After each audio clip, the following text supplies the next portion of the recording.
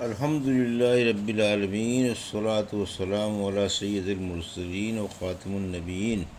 اما بعد۔ صحیح بخاری باب کتاب الایمان، حدیث نمبر 16،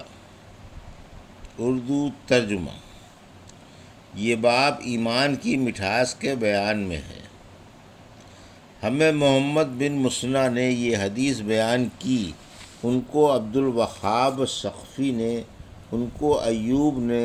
وہ ابو قلابہ سے روایت کرتے ہیں، وہ حضرت انس رضی اللہ عنہ سے ناقل ہیں۔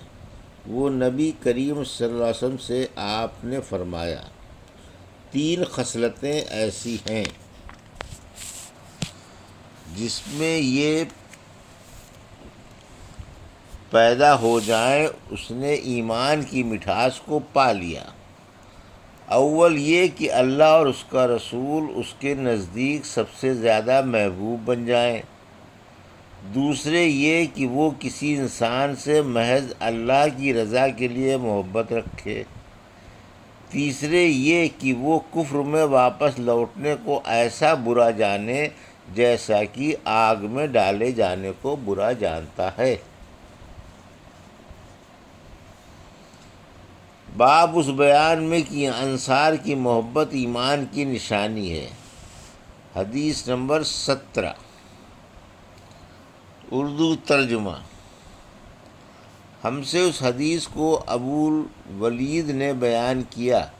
ان سے شعبہ نے، انہیں عبداللہ بن جبیر نے خبر دی، وہ کہتے ہیں کہ ہم نے انس بن مالک رضی اللہ عنہ سے اس کو سنا، وہ رسول اللہ صلی اللہ علیہ وسلم سے روایت کرتے ہیں کہ آپ نے فرمایا، انصار سے محبت رکھنا ایمان کی نشانی ہے اور انصار سے کینہ رکھنا نفاق کی نشانی ہے۔ حدیث نمبر 18، ہم سے اس حدیث کو ابو الیمان نے بیان کیا، ان کو شعیب نے خبر دی، وہ زہری سے نقل کرتے ہیں، انہیں ابو ادریس عائض اللہ بن عبداللہ نے خبر دی کہ عبادہ بن صامت رضی اللہ عنہ جو بدر کی لڑائی میں شریک تھے اور لیلۃ العقبہ کے 12 نقیبوں میں سے تھے، فرماتے ہیں کہ رسول اللہ صلی اللہ علیہ وسلم نے اس وقت جب آپ کے گرد صحابہ کی ایک جماعت بیٹھی ہوئی تھی، فرمایا کہ مجھ سے بیعت کرو اس بات پر کہ اللہ کے ساتھ کسی کو شریک نہ کرو گے، چوری نہ کرو گے، زنا نہ کرو گے، اپنی اولاد کو قتل نہ کرو گے، اور نہ عمدن کسی پر کوئی ناحق بہتان باندھو گے، اور کسی بھی اچھی بات میں خدا کی نافرمانی نہ کرو گے۔ جو کوئی تم میں اس عہد کو پورا کرے گا تو اس کا ثواب اللہ کے ذمے ہے، اور جو کوئی ان بری باتوں میں سے کسی کا ارتکاب کرے اور اسے دنیا میں اسلامی قانون کے تحت سزا دے دی گئی تو یہ سزا اس کے گناہوں کے لیے بدلہ ہو جائے گی، اور جو کوئی ان میں سے کسی بات میں مبتلا ہو گیا اور اللہ نے اس کے گناہ کو چھپا لیا تو پھر اس کا معاملہ اللہ کے حوالے ہے، اگر چاہے معاف کرے اور اگر چاہے سزا دے۔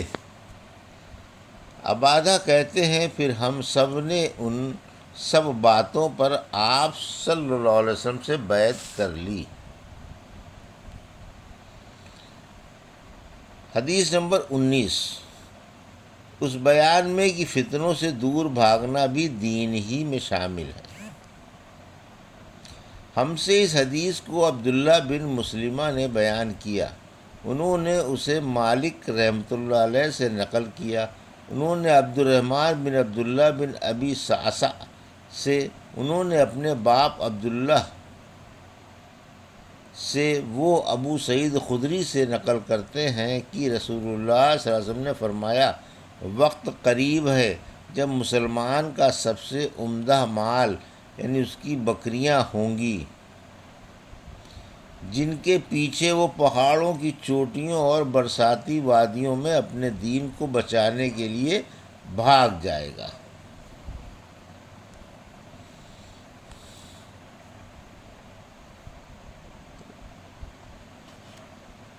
حدیث نمبر 20،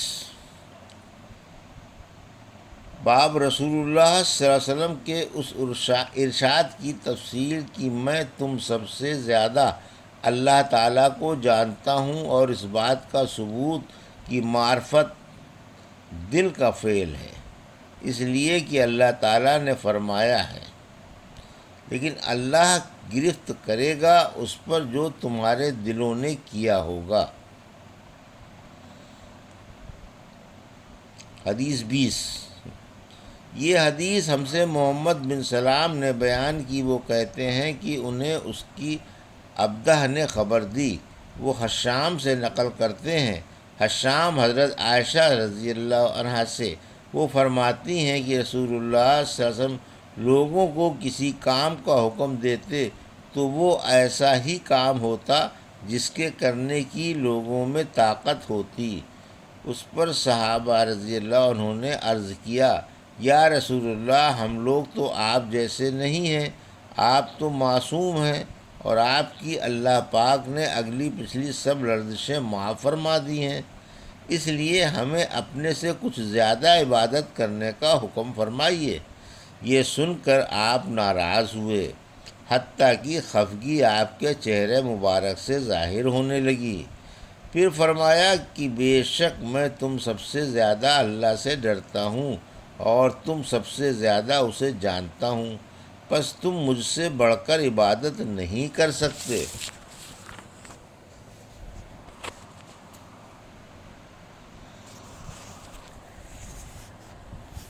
حدیث نمبر 21، باب اس بیان میں کہ جو آدمی کفر کی طرف واپسی کو آگ میں داخل کرنے کے برابر سمجھے تو اس کی یہ روش بھی ایمان میں داخل ہے۔ حدیث نمبر 21، اس حدیث کو ہم سے سلیمان بن حرب نے بیان کیا، ان سے شعبہ نے، وہ قتادہ سے روایت کرتے ہیں، وہ حضرت انس رضی اللہ عنہ سے، اور وہ نبی کریم صلی اللہ علیہ وسلم سے نقل کرتے ہیں کہ آپ صلی اللہ علیہ وسلم نے فرمایا، جس شخص میں یہ 3 باتیں ہوں گی وہ ایمان کا مزہ پا لے گا۔ ایک وہ شخص جسے اللہ اور اس کا رسول ان کے ماں سوائے زیادہ عزیز ہوں، اور دوسرے یہ کہ جو کسی بندے سے محض اللہ ہی کے لیے محبت کرے، اور تیسری بات یہ کہ جسے اللہ نے کفر سے نجات دی ہو، پھر دوبارہ کفر اختیار کرنے کو وہ ایسا برا سمجھے جیسا آگ میں گر جانے کو برا جانتا ہے۔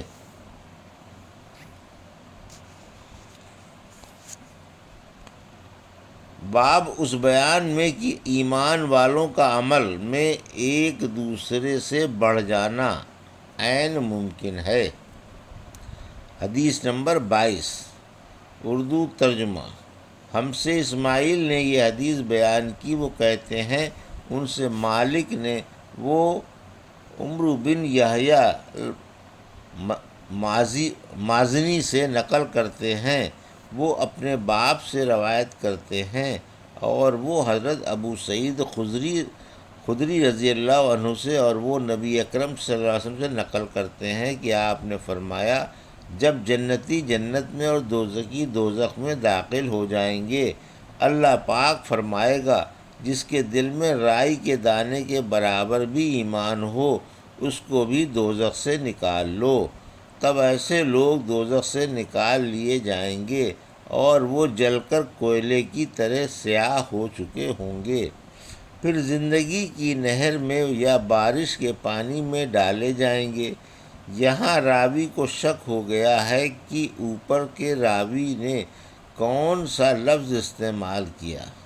اس وقت وہ دانے کی طرح اگ آئیں گے، جس طرح ندی کے کنارے دانے اگاتے ہیں۔ کیا تم نے نہیں دیکھا کہ دانہ زردی مائل بیچ پیچ در پیچ نکلتا ہے؟ وہیب نے کہا کہ ہم سے عمرو نے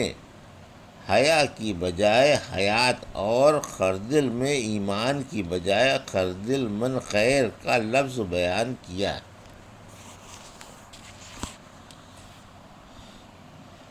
حدیث نمبر 23۔ ہم سے محمد بن عبید اللہ نے یہ حدیث بیان کی، ان سے ابراہیم بن سعد نے، وہ صالح سے روایت کرتے ہیں، وہ ابن شہاب سے، وہ ابو امامہ سے ابو امامہ بن سہیل بن حنیف سے راوی ہیں، وہ حضرت ابو سعید خدری سے، وہ کہتے تھے کہ رسول اللہ صلی اللہ علیہ وسلم نے فرمایا کہ میں ایک وقت سو رہا تھا، میں نے خواب میں دیکھا کہ لوگ میرے سامنے پیش کیے جا رہے ہیں اور وہ کرتے پہنے ہوئے ہیں، کسی کا کرتا سینے تک ہے اور کسی کا اس سے نیچا ہے۔ پھر میرے سامنے عمر بن خطاب لائے گئے، ان کے بدن پر جو کرتا تھا اسے وہ گھسیٹ رہے تھے، یعنی ان کا کرتا زمین تک نیچا تھا۔ صحابہ رضی اللہ عنہ نے پوچھا، یا رسول اللہ، اس کی کیا تعبیر ہے؟ آپ نے فرمایا کہ اس سے دین مراد ہے۔